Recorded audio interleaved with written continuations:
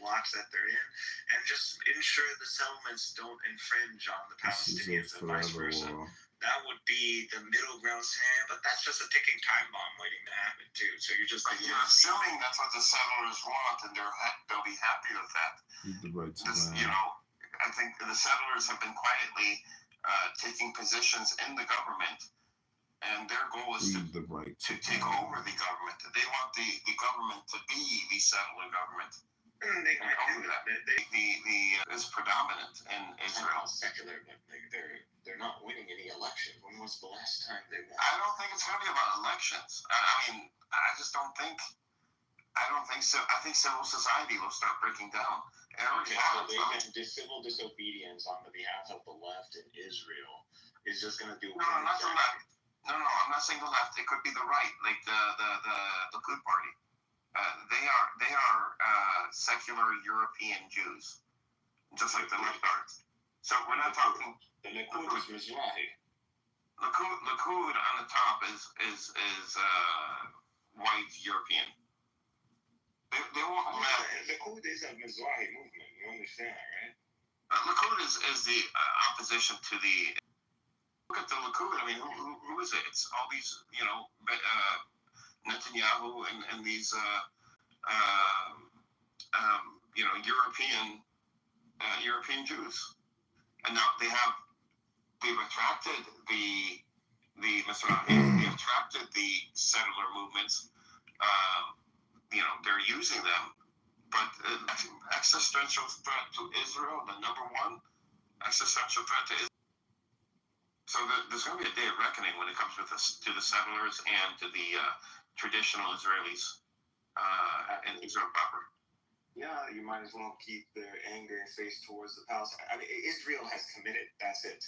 There is no reversing what Netanyahu started after Rabin. I mean, it's over. You can't. Putting him back in the cage is practically you self-sacrifice themselves for the sake of the Palestinians. Now, whether that's for the sake not for us. That these these hillbilly, they already have. What are you going to do about it? Like, you're going to do civil disobedience?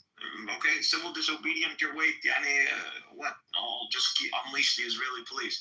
You're just going to turn Israel into a more, draconian state, I guess. They're going to stifle all these protests. They'll probably declare, that's what they'll do, for the most likely. Well, look at the settlers. 400,000 actually live in that large block that bulges out into the West Bank. The rest are quality of life settlers for the most part that would gladly leave and move into Israel if there was housing in Israel. So removing the settlers is not going to be an issue. The blocks, these big cities of settlers that are attached to Israel at the base. This is going to be the 67 border. So they're going to be. No, I'm not saying Oslo. I'm saying we agreed on the 67 borders. That still stands. We're not going back to the 48. To govern themselves and build an economy. No, you don't see them allowing prosperity even in the Palestinian territories. Because it would be a threat. Territories. It would be a threat to population threat. There will still remain the population growth. But you're saying population. I think it's more of a threat because if without the active occupation, with all these resources going to that, then where are all these resources going to go?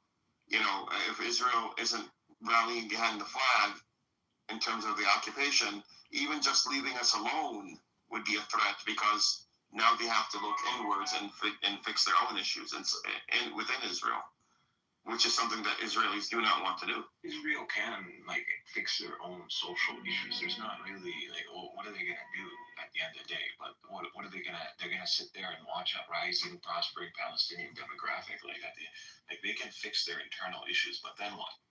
It doesn't solve their existential problem.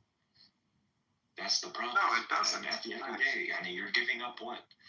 In the mindset of you're somehow religious and leaning Jew. At the end of the day, Jerusalem and Judeans, these are Jews.